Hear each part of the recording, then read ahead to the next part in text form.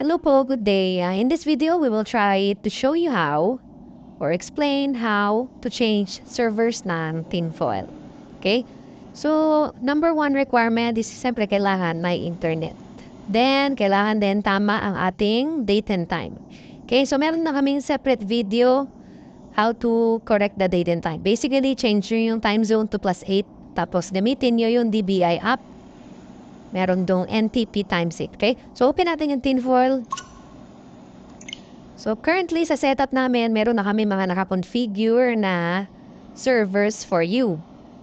Pero syempre, due to the nature of tinfoil, how the servers work, syempre, hindi perfect ang mga servers. May time na mabagal, may time na hindi gumagana.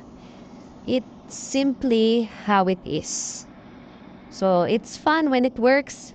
Pero kapag hindi, ganun talaga. Okay? Luckily, meron tayo mga ibang server na available. So, pakita ko lang. Hintayin lang natin mag-load itong tinfoil. Yan. By default, ang setup natin is nakakonect dun sa Ultra server. Yan. It should load automatically kung okay ang iyong internet and then nakaset ang time. Okay? So, if you can see, meron tayong new games. But, just in case this server doesn't work for you, pwede kayong mag-disable lang. Pwede nyo i-disable and then use tayo ang iba. Okay? So, meron tayong ibang server dito.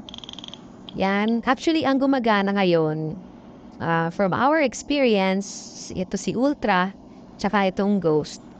Okay, so disable natin siya. So press highlight natin yon, then press yung X sa Joy-Con yan. Press yung X sa Joy-Con. Then, baba tayo. Highlight mo enable, then change mo siya sa no. After that, save.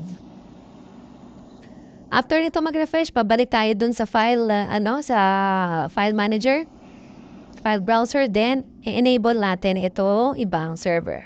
Okay, so highlight natin itong Focus Suite. Yan, Ghost eShop.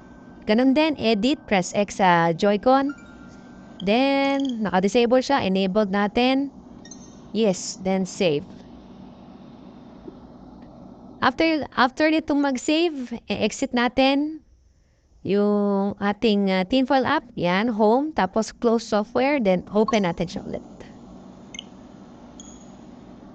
By the way, if your tinfoil app doesn't load on the home screen, install nyo lang yung NSP file. You can use your DBI app to install the NSP file. Nandun yan sa switch folder and tinfoil folder. Merong NSP folder doon. It should have the tinfoil forwarder. Okay?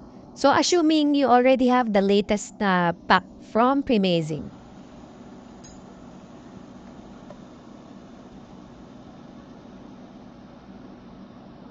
So again, manage expectation lang kapag ginagamit talaga ang tinfoil kasi yun nga, it's fun and convenient when it works.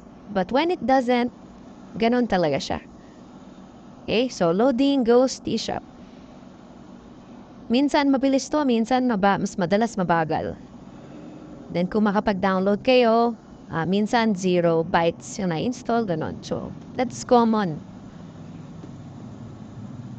Yeah, we personally never really recommend talaga using this. Mas prefer namin talaga na matuto kayo, masanay kayo dun sa PC method kasi yun talagang very foolproof. Okay? So, ayan. Ganyan yan. Meron na siyang mga disclaimer na ganyan. Okay? So, anyway, okay natin.